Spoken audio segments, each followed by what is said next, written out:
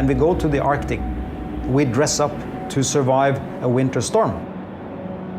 Rifles to protect ourselves against polar bears. It's the same thing with the Arctic World Archive. Deep in the permafrost of Svalbard lies the Arctic World Archive.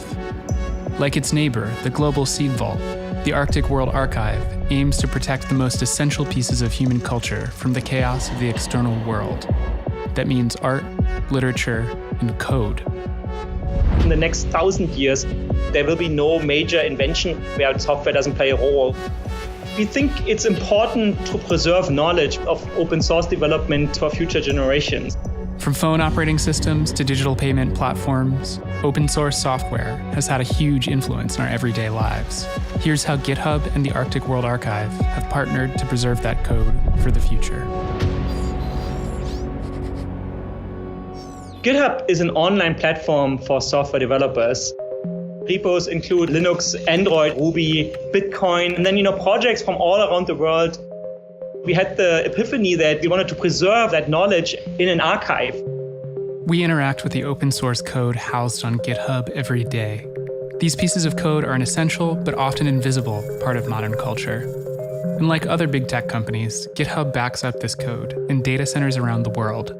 But hard drives are susceptible to failure or data loss. So Thomas asked Pickle, the company who runs the Arctic World Archive, to devise a more permanent solution for the valuable code. Their answer? Film. We have converted film into a modern digital information carrier.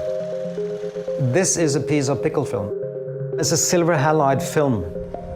We convert files into light, a sequence of photons that's exposing the film, because film is light sensitive. You cannot really see it with your bare eye, it's just a gray field, but once you put it under the microscope, you see it's actually individual pixels building up that super high resolution QR code.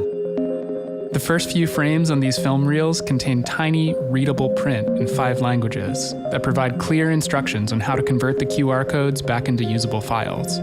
All that a future human would need to reconstruct the archive is a computer, a camera, and a light source. We choose the location of the Arctic World Archive because it's really remote. Longyearbyen, Svalbard, is the northernmost settlement in the world with a population of less than 3,000 people.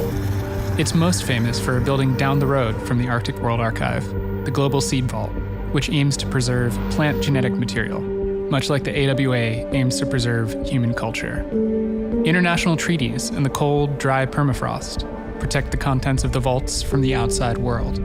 The vault itself is located 300 meters down in a decommissioned coal mine. It's literally protected by polar bears, so you don't walk around without a rifle. Inside the vault today there is manuscripts from the Vatican Library, Brazilian football history. Once upon a time, Brazil had a good national soccer team, so it's good to keep the memories from the good and glorious days.